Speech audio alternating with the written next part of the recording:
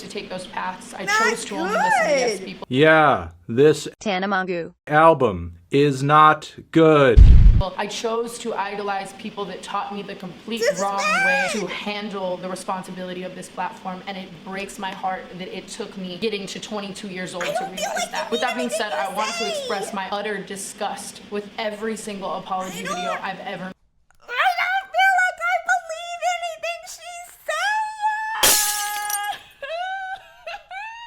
I'm sorry for uploading them, I'm sorry for defending them, and I'm sorry for putting them out to such a huge audience. I did nothing but look at apology videos as people digging up my past again. This kind of reminds me a little bit more of Jeffree Star, in a sense, okay? And I don't know if she and Jeffree were friends at the time, if she leaned on him for advice about this, but this is very much how Jeffree Star approaches problems. And I just want to kind of explain why this doesn't work. So let's say that you're having a conversation with somebody and you guys have both kind of done some stuff wrong, and the person comes to you and you guys are having a two-way conversation, right? And the person comes to you like, I am so sorry that I did all of these things to you, and I will never do any of those things to you again. My actions were intolerable. That's kind of what Tana's doing here. When you actually are getting an apology and validation from somebody, the power is on equal playing grounds, right? I feel like you have power, and the other person has the power to say what they want. But by her being so aggressive and saying all these things that, like, you think that she thinks that you want you to hear, it's like you guys aren't coming to that resolution together. She's like, here's what I think you want to hear, and I'm going to say it assertively and dominantly, and I mean it. And that doesn't really make the other person feel heard, validated, like vulnerable. Like, it doesn't make them want to open up. Like, it doesn't feel genuine. It feels very strange. I want you to know I'm aware of that, and I am so sorry for how much of a coward I have acted like. It's inexcusable. It's completely inexcusable. Mr. I'm Perfect says it's essentially hyper accountability, which is a bit much. You know what? I would kind of say that this is similar to how some people combat stuff with hyper emotion. Hyper accountability. They're not on the same plane as the other person. I don't want to come back to this platform until I am someone that can shape the youth in far better ways than the things I watched growing up shaped me. I don't want to be the reason that a young girl grows up the way I did. Okay, dude, this is so bad. I'm gonna defend Tana a little bit here. This is during the era where YouTubers were getting canceled left and right, and the PR firms were coming up, and the PR firms were saying, I can help. I can help you craft this statement. I can help you do these things. I have 10 years of experience in PR. Well, here's the problem with that. When the internet is just coming up and people are different, your 10 years of PR does not apply here. And that's how we get statements like this that don't really work in the community that you're trying to put out. One of her strengths is her vulnerability. Tana has proven herself to be an incredibly vulnerable person online. She fucks up a lot and she does a lot of weird shit, but she's proven that she can be very vulnerable. And it seems like in this video, they decided to try a new tactic, and that tactic did not work. And the number of cuts in here, it seems like somebody's feeding her lines on the other side of the camera. Go to the root of the problem and find out why I was acting like that, and then educate myself. That's what someone deserving of a platform of my size would have done. The only goal I was taught that I actually internalized was that when I was in the wrong, I needed to make people like me again, versus what I could do to become a person that people actually like. I see so clearly now the microaggressions. I now realize that the content I put out into the world and who I am has the ability to aid in either positively or negatively shaping this generation. Tana's biggest mistake here was her management team allowing her to hire a PR firm for this when she probably should have handled it herself. This to me sounds like the PR firm had an associate go on Twitter, search Tana Mongeau's name, take everything that people were mad at her for, not deserving of a platform, can't take accountability, Tana's responsible for cancel culture. It seems like they made a big giant list of what everyone was saying, and they were like, how do we weave this into a speech where she addresses every single one of their concerns and basically shuts them down? Next, I want to apologize for every single one of my past tweets. They were incredibly prejudiced, racist, homophobic, and unfunny. This is just my opinion. I honestly think that in this top right corner, if Tana had literally put the tweets up and just cycled through them very, very quickly, that would have felt more authentic, because it feels like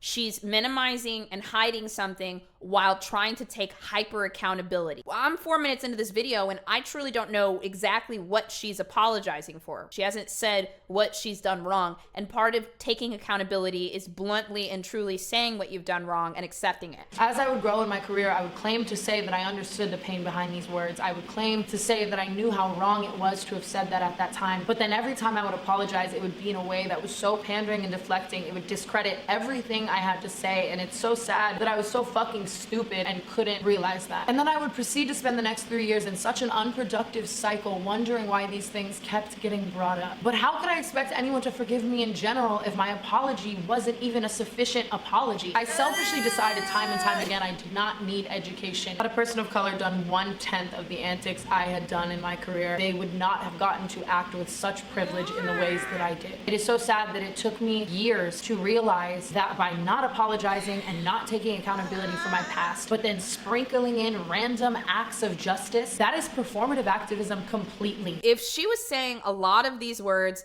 uncut, looking directly to camera, spewing it out, you could feel it in her emotions, and then she doubled down with like what she actually did afterwards, I think this would feel a lot more real. But this feels bad. I want to be the best ally, activist, and friend I can possibly be, and role model. But acting like this has been the exact opposite of that. One in the chat if you feel like you're kind of confused on what she's apologizing for. Two in the chat if you're like, oh, I get it. I still feel kind of confused. Next, I want to address the Colin Berry and Simply Nessa situations. Once again, the amount of time this has taken is completely inexcusable, and I take full accountability for that. I don't think that Tana's a narcissist. I think that she was raised by a narcissist and she still has some narcissistic tendencies. She just doesn't really strike me as one. Like, we just watched like Nikocado and like Onision and Trisha. Trisha Paytas is the final boss of a narcissist. I've seen way too much. She is a textbook victim narcissist. And you know what? I know that there are some people that are gonna be like, Bose, why are you diagnosing people? Bose, you're not a therapist. Bose, you're not this.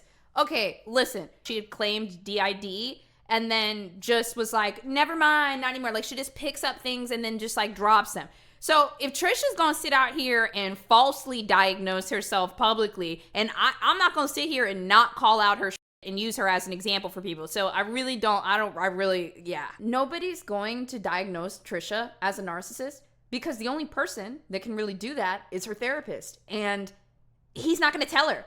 He's not gonna tell her. He's not going to tell Trisha that she's a narcissist. So nobody is going to tell. Who's going to give Trisha that narcissist, that diagnosis? What are we going to do? Just let her keep sliding by and playing victim? Like, come on, dude. Somebody's going to call that out. If a person of color ever accuses you of microaggression, the right thing to do is apologize, because who am I to decide if I made that person feel that way? The fact that I ever thought I could decide that is fucking wrong. And who was I at that time to be writing off anyone as annoying or not a good person? I was so uneducated and had no right to be shaping or in charge of anyone else. And for that, I could. What a doozy. I just want to show you guys another example of exactly what we just saw with Tana, that like hyper accountability. I haven't even seen this video for a minute, but I remember it. It's this shit.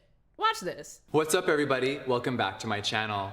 Now, I've been silent for a very long time. I know that's very rare for me. I've taken a lot of time to do a lot of self-reflection. Now, in the past, I've been very guilty of speaking out of anger, out of frustration, out of my emotions. See what I mean? We're 20 seconds in, and if you were on the other side of this apology, if Jeffree Star had sat down with you and spoke to you like this, do you actually feel like an active participant in the conversation? Absolutely not. Even the way that this is set up is very like, I'm better than you. And I've come to a lot of realizations, and it's been really important to actually understand everything that I was a part of, that I did wrong, and really start a new chapter for myself. I've spent a lot of time realizing why I do certain things and why I do the things that I do. And today, there are no excuses. A year ago, I did a video called Never Doing This Again, and I meant that. And 2020 has been really crazy, and I have added to the chaos. Dude, look, this is what that was. A year ago, I told you that I would never do this again, and I meant it. But here we are again, and I'm giving you the apology that you asked for. Today, I will be addressing all the, like, Buzz, how would you apologize?